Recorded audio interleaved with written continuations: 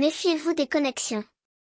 Une orientation, comme une carte, mais la direction et le gouvernement, afin de rester fermement sur le chemin, appartiennent aux marcheurs. Le chemin est celui du milieu. Cela est également déjà connu. L'irréel, pour survivre, fera tout pour désorienter le marcheur qui, une fois dévié, se perd de la fin. Que l'on donne une chance à cela. En s'obstinant, l'être aura les yeux du ciel et de la terre pour le guider. Le voyage semble appartenir aux rares et aux fous, qui comprennent déjà l'irréalité d'un univers dont l'autre côté, paradoxalement, existe. Naviguer de l'autre côté, incognito et invisible à l'univers, en respectant ses impulsions de survie, et en comprenant les lois qui le maintiennent, est un voyage solitaire, et donc nécessaire. Un voyage également solitaire, dans le paradoxe de ne jamais être seul. Voilà pourquoi le verbe se conjugue uniquement à la première personne. Parce que l'unique « je » est multiple. Les yeux qui voyaient sont qualifiés.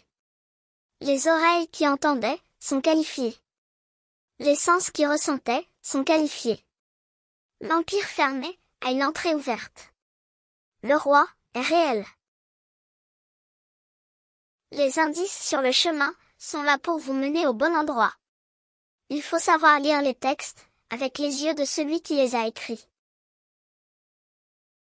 Il existe des textes, souvent appelés sacrés, dans lesquels la perpétuation des constructions historiques, et de l'histoire elle-même, est un élément essentiel, pour soutenir les textes eux-mêmes, et les choses qu'ils représentent. Une mauvaise compréhension de l'histoire éloigne le chercheur. Comprendre correctement, c'est avoir la vision de l'auteur. Il existe des textes, dont la vision de l'intention de l'auteur, lorsqu'elle est bien comprise, conduit à les rejeter, car ils sont des désorientations explicites, d'un complice involontaire. Il y a des textes, qui s'appuient sur les originaux, mais qui sont délibérément détournés, même involontairement. Lire le texte, avec la vision de l'intention de l'auteur, démystifie le texte, et explicite l'objectif. Les clés se multiplient, dans les textes écrits pour guider, mais elles sont également cachées, dans les textes destinés à désorienter. La sagesse utilise ces masques. Dans le soi-disant Nouveau Testament, par exemple, malgré les exagérations, il n'y a qu'une seule orientation, qui corrobore de nombreux autres textes, montrant cet unique, ainsi appelé, enseignement.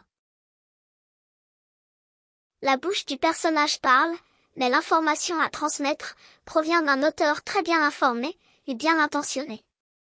Quelle que soit la divinité et la surnaturalité que l'on souhaite y mettre, l'objectif est explicite et émane d'un auteur généreux. C'est ainsi qu'il doit être vu. Comme un indice, comme une orientation. Regarder avec la vision de l'intention de l'auteur rend les choses claires. Les traductions, compléments, interpolations et interprétations soutiennent la construction des sociétés en s'appropriant les connaissances originales pour étayer les orientations comportementales et les idées asservissantes des êtres et de ces sociétés. Que la sagesse guide le regard et la lecture. Les textes alchimiques demandent des lectures variées. Ils sont compréhensibles par leur continuité et semblent se protéger dans les métaphores et les allégories.